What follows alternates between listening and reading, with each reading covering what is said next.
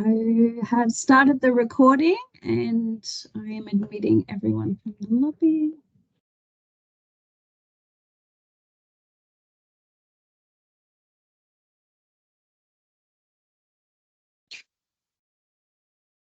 The submissions there, I see.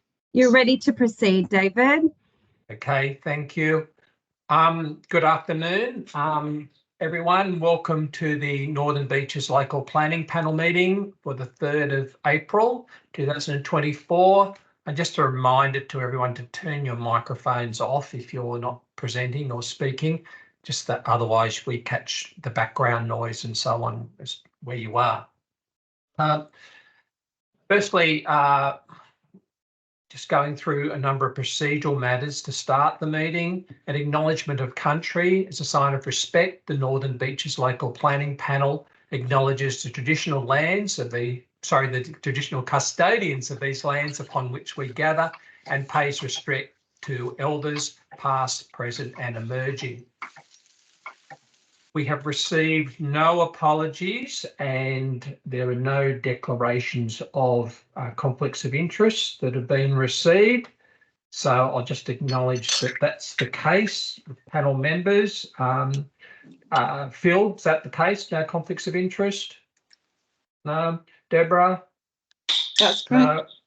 No. Marcia, I've got your form and Marcia's not quite online yet because having troubles with the computer. And I have no conflicts of interest as well, but I have forms from everyone as well acknowledging that. Minutes of the previous meeting. The panel notes that the minutes of the previous meeting of the Northern Beaches Local Planning Panel held on the 20th of March were adopted by the chairperson and have been posted on the council's website. Before we start the items, can I ask that our public members who are present today, whether you've been to a Northern Beaches Local Planning Panel meeting before or whether you'd like a quick briefing as to who we are and what we do? I haven't attended one before, so I'm happy to hear a brief comment. Okay, I might just do that quickly now before we move on to things. Firstly, the local planning panels were made mandatory for all Sydney councils and Wollongong Council as of the beginning of 2018. What the panels aim to do is to provide an increased level of accountability and ensure independent oversight of certain development applications. And they also provide an independent and open forum for interested people and groups to hear and make submissions about specific development proposals that are referred for determination by the panel. Excuse me. The panel considers and determines development applications under Section 416 of the Environmental Planning Assessment Act, as well as application modifications under Section 455 and reviews of applications under Division 8.2 of the Act when those applications are referred to it, i.e. when they meet certain criteria. We also provide recommendations to council on planning proposals and any other development matter that may be referred to the panel. There are statutory rules that are set out by the state government that govern the panel's operation through both a code of conduct and operational procedures. The way that we work is that council officers still receive and assess a development application as per the normal process, and then they report to the local planning panels. We then consider that report and make an independent determination, i.e. we decide on those applications. We have the power to grant consent to an application subject to conditions, to defer an application for further information, to refuse an application, or to refer it back to council if we got any queries of one form or another. It's important to note the role of the panel is that we do not set policy, but we work within the legal framework and policy set by council, the state government and the courts. The panel members or meetings consist of 4 members. There's myself, the chairperson. My name's David Crofts. a community member. In this case, the community member is Phil Young, and 2 independent experts. And with this meeting, it's Ms. Marcia Doherty, who I'm not sure if she's online yet, and Deborah Laidlaw, who's online already. Both myself, Marcia, and Deborah are appointed through a process that's run by the state government through their planning department, that essentially runs through an application process, checks us for probity and a whole range of other checks, which then lead to us potentially being appointed to a panel of one form or another. Also, the panel members are part of a panel of people that change for each meeting, so that there's not a consistent panel member at every meeting other than the chair. And the reason for that is to avoid things like groupthink and so on. The meeting format consists of the panel members doing on-site inspections as individuals where we can. Where we can't do independent on-site inspections, we do them via electronic means. We have a public panel meeting, which we're in at the moment, for people to hear and make submissions about development proposals. We then move into a closed panel session for the panel to deliberate and make a determination on the development applications that are brought before us. And then a public announcement, the determination is made by council several days thereafter, once they've gone through the appropriate paperwork. A couple of things I'd like to stress. Those of you who are making submissions, if you can, we've had an opportunity to consider all the public submissions that have come before, or been sent to council rather. Therefore, you don't need to repeat the content of those, and my recommendation to you is you focus on the major points you wish to make, and that you limit your presentation to about 3 minutes or so, just to keep the discussion as concise as possible. The public meeting itself is not a place for debate or for to or fro discussion between the applicant and objectors. It's an opportunity for the panel to become informed of your views, and also for the panel to ask questions of you to help clarify in our minds certain issues that might exist with the development application. This meeting is being recorded on Microsoft Teams, and it will be made available on council's website in the coming days. That's a quick snapshot of the meeting and how it operates.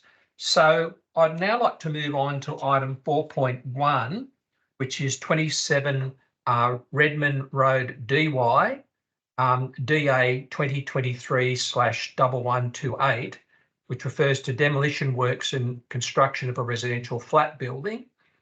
I don't have any speakers for that item, so I'll now move on to item 4.2, which is 121 Narrabeen Park Parade, Mona Vale. That's DA 2023/0646 for demolition works and construction of a dwelling house. I don't have any objectors listed as speakers, but I have a number of people who either are representing the applicant or the applicant themselves.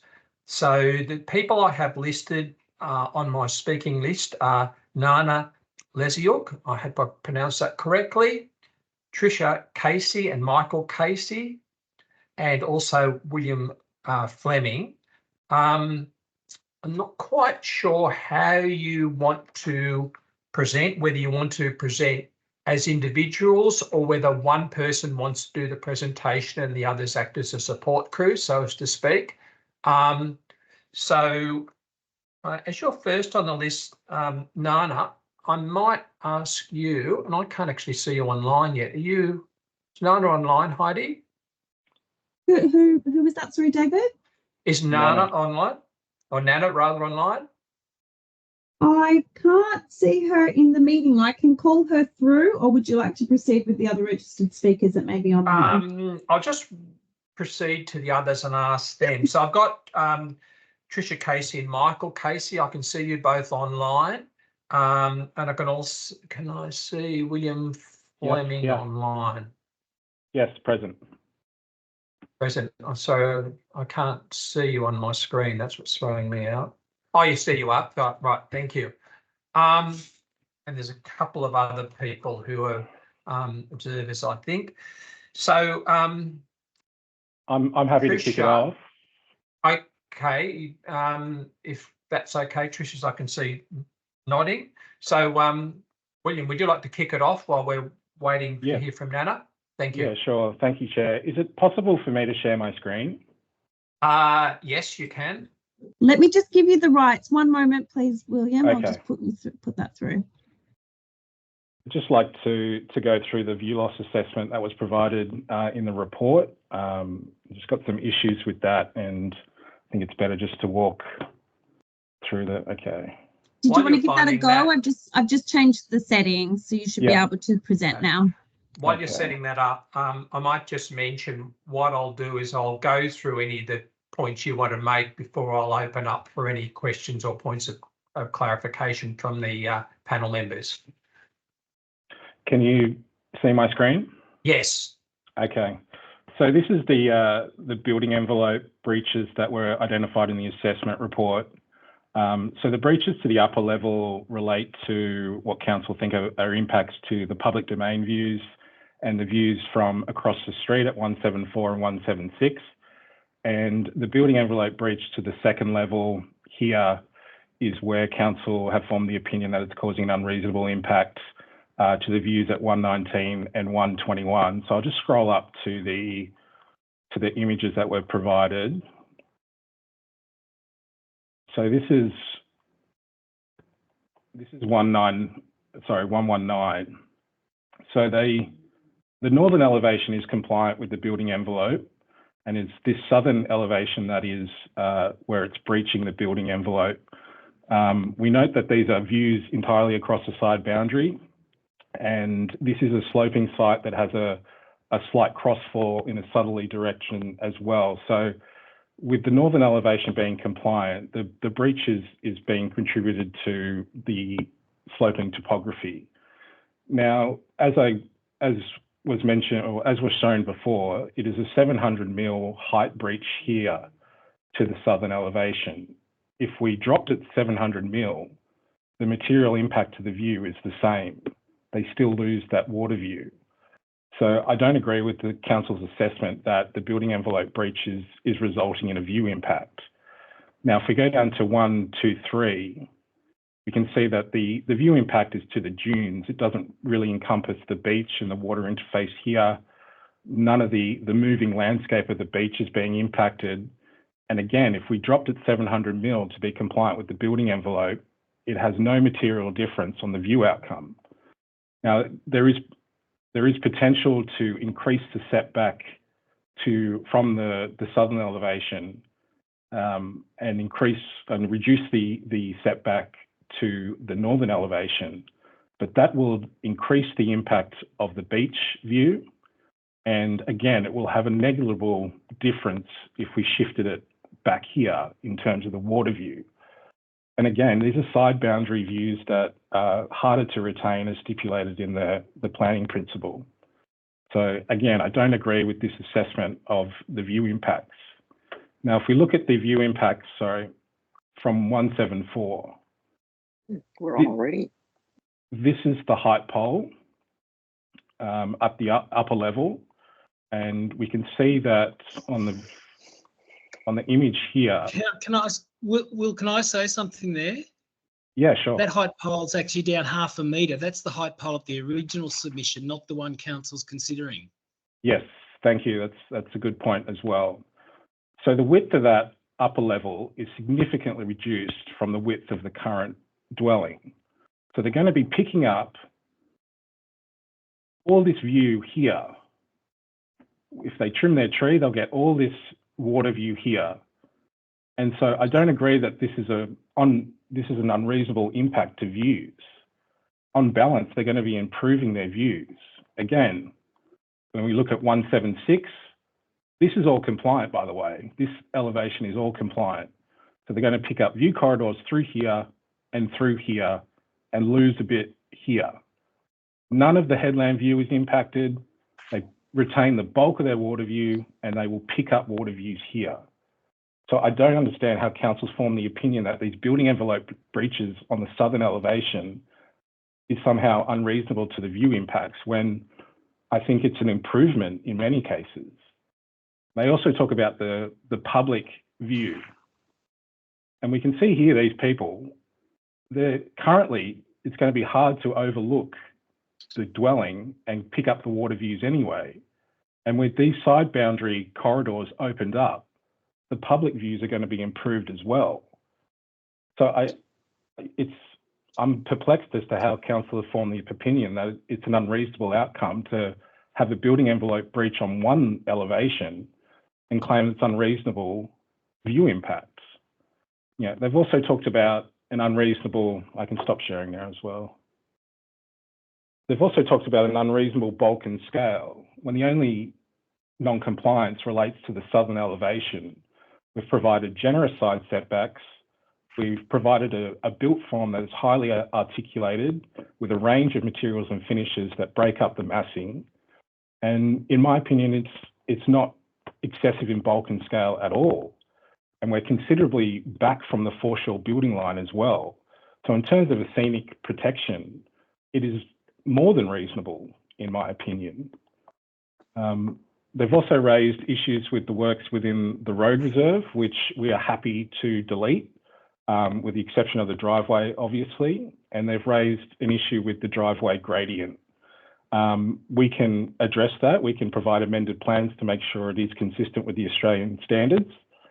So if the panel is comfortable with the building envelope breach as it relates to view loss, and if the panel is comfortable with the building bulk, then we ask that you defer your decision to allow us to provide amended plans to address the engineering, driveway engineering. And, you know, we feel like this has been a reasonable proposal, and that is consistent with dwellings in the vicinity. Nana's here now, so I might just hand over to her if she wants to add anything. Hi, Nana, we can see you. Yes, thank you. That's nice. Can you hear me? Yes. Will, can I ask you to turn your microphone off just so we don't pick up any background noise? Thank you. We're in your hands, Nana. Thank you very much, and good afternoon to the panel. So my name's Nana Lesyuk, and I'm the applicant and architect for the new dwelling at 121. And following the review of the assessment of the development application, we would like to ask that the panel considers the following points in further detail prior to accepting council's recommendation to refuse the application. In November, council requested additional information to assess the application, and at the time we asked council for an extension of time as the amendments required detailed review and amendments to satisfy. These amendments were submitted back to council and deemed to have been satisfactorily resolved by the assessing officer before making formal lodgement in February. Regarding the primary issues of visual impact and view loss, the amendments included a reduction in the garage to the complying width of 7.5. This resulted in the street view presenting a more than 50% decrease in built form to the street when compared to the existing condition. This, together with the increase in building setbacks, significantly enhances the view corridors, as Will has pointed out, both to the south with a 2.8 metre setback and 4.5 to the north. Also not consistent with what you're currently seeing with the height poles, by the way. The outlook from the road and surrounding public open space will be considerably improved rather than interrupted, and will allow coastal walkers vistas to the sea they currently do not have in this location. In addition, the 1 metre increase in height of the proposed garage in order to allow for the driveway will have marginal impact. Vehicular crossing and garage floor level was amended to comply with council's maximum low profile, and this may need to be reviewed, noting the engineering department's assessment. The increased setbacks have also moderated the building envelope, with the remaining minor breaches presenting little or no impact on views or building bulk and scale. The removal of the main bedroom sunhood and overhang, approximately 1 metre, could be considered even at a given environmental detriment.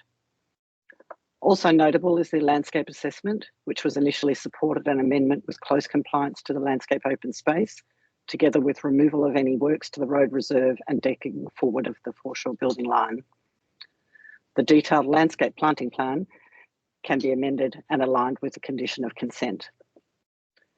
In conclusion, I would like to reiterate to the panel that the height poles erected initially to assess the proposal were not amended to the new heights and setbacks, and other amendments may not have been fairly assessed, as further information and details could not be provided within the restrictive timeframe.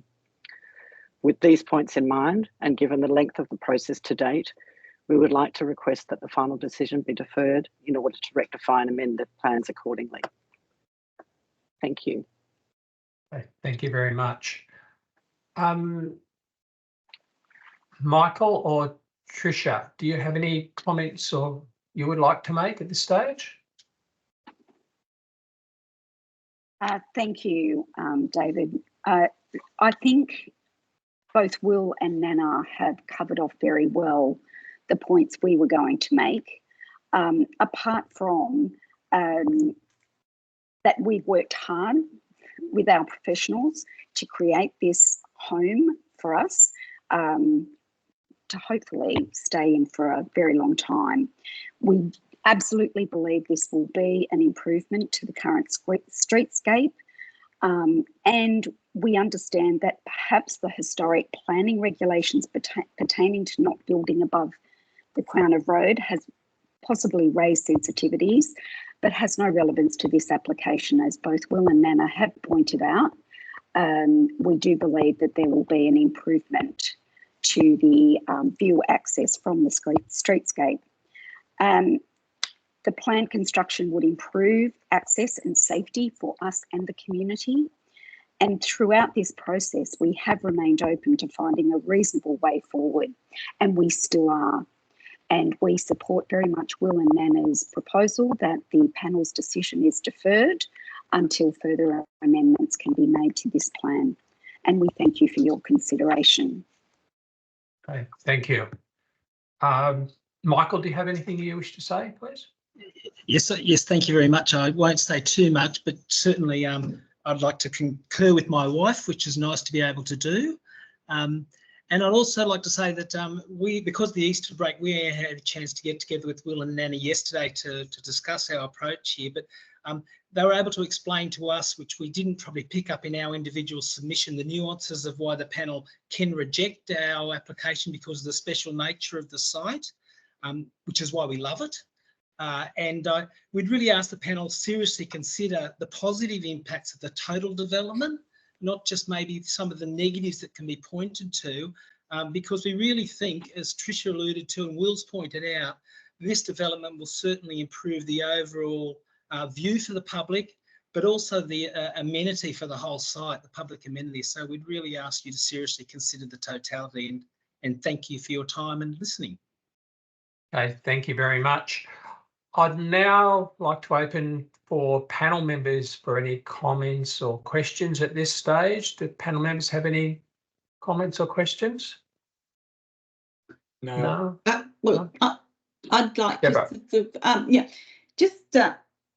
I mean, William, going back to your photos taken from 119 and 123, what is apparent from those and from looking at the site is that the building does tend to jut out beyond what is sort of a de facto building line. It's not a numerical or a control, but a sort of a building line the other houses tend to adhere to. And it seems to me that's one of the key issues in terms of the visibility of the mainly bedroom level from the walkway and the beach maybe. And it just seems to me that there's scope there that you could pull that bedroom level back by maybe putting the ensuite and the road to the northern side without losing any floor space, and making that part of the building maybe a bit wider, but so that it doesn't jut out as much, which would also resolve that building envelope numerical non-compliance. And I just wondered if either yourself or Nana could comment on that. Look, yeah, we are compliant with the foreshore building line, which is the rear setback essentially. But you're not suggesting that there's no houses that are going up to that. So, I mean, but I was going to suggest that both neighbours could push out to where we are if they wanted to redevelop in the future. So, and it was never raised to us a more skillful design during the assessment process, which, you know, this is in terms of tenacity, this is a more skillful design you're referring to, which we would have explored if council had, you know, talked to us about a more skillful design or bringing it back to be in line with the neighbouring dwellings, but we never had that opportunity. So we're happy to, you know, if there is a more skillful design the way you're suggesting, we're happy to explore that and provide amended plans in that regard. But I think limiting us to not jutting out, it sort of sets a standard for everyone else that, you know, who's redeveloping as well. Well, not necessarily. One small comment on that.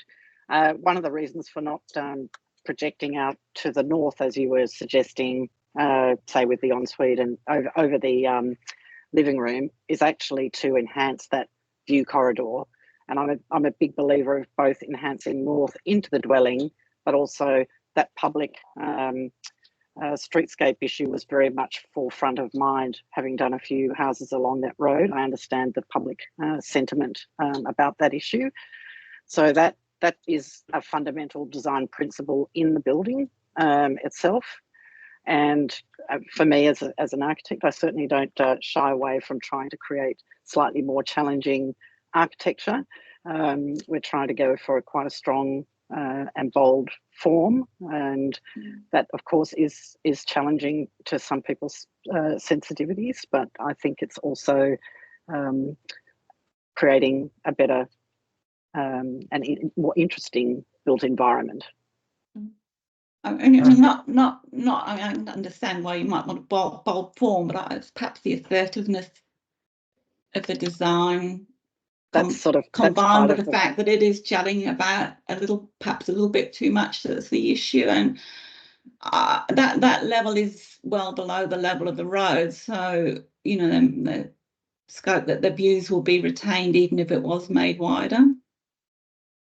Correct, but when there is no built form there, you get, you know, the aperture of that outlook from the street is going to be really beautiful, not having any built form there. Otherwise, it's going to end up being a wide block feel, a bit like the existing dwelling, which traverses the whole block at that level. So for me, it's a really nice opening aperture gesture to the street. I quite like that as a concept. But the projection to the front, we also vigorously assessed. We understand that it's a change of view for the neighbour, particularly at 123. They get their view aperture slightly closed down, but that view is neither to the beach, and it's really just into the suburban dwellings beyond. Yeah. And okay. Okay, thank you. Any other questions or queries from panel members? Mine actually. Sorry, is it a no or someone said no? Okay, thanks, Phil. Yeah, my query was just a similar one to Deborah's, and I take your point about the strong bold form, Nana, but the fact that it does project a little forward of the other buildings and so on, and what potential there might be for it to, you know, to conform a bit more with what appears to have become a you know, reasonably an informal but fairly consistent setback along the foreshore there?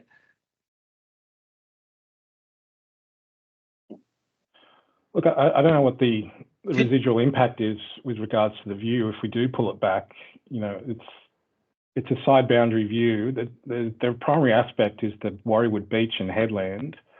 You know, if we pulled it back, they're just going to retain some, you know, horizon water view. And I think that's a negligible difference from what we're proposing. So, you know, in my opinion, it's the projection out towards the east is not resulting in any unreasonable impacts. William, if you could just park the view issue, put that to one side. I think the point Dave is making is the visual impact of a fairly assertive building form that also projects out. So that's what I think. Yes. And also my comment related not so much to the neighbours, so that's obviously relevant, but for views coming up from the beach and the car park adjacent to the beach, just to the north of the beach, and the impact of, you know, the bold form that does project forward at the general building line in that area. I have to say, I recall the days when de facto building line actually was a planning constraint, and that was, you know, obviously something one would have had to adhere to back in the day. But now we have that rear boundary line, which we are well behind, and the foreshore building line. And I think for me, when you're designing a building on a, you know, more or less a cliff face, having a bold approach to the weather and the elements is something that is very much in the essence of the design, and it's an aesthetic thing which I don't think should be drive the panel's decision, but for me that's very much part of the architectural form. Okay, I think you made the point very clearly about the approach to the design, so thank you for that. Any other comments or questions anyone has? Can I make a comment about those issues, please? Yes, certainly, Michael. Look, I guess the thing from our point of view is we're currently about the same position with regard to the two properties that they will be with regard to us going forward if we do this build. It's a significant investment for us and for our future, and the properties either side may well change and go forward to that building line. So is certainly a concern for us from that perspective. The other thing from the beachscape, there are other properties that are going to be much more bold than this will appear. We've got no desire to have the building in white or anything that'll stand out, and there are buildings either side of us that are much more prominent. And I said in our submission, I'm surprised the council didn't provide photos from the beach because this is a significant public space. And you can see it with the height poles that our building, especially if it was coloured in with the landscape, it falls into nothing compared to some of the other buildings.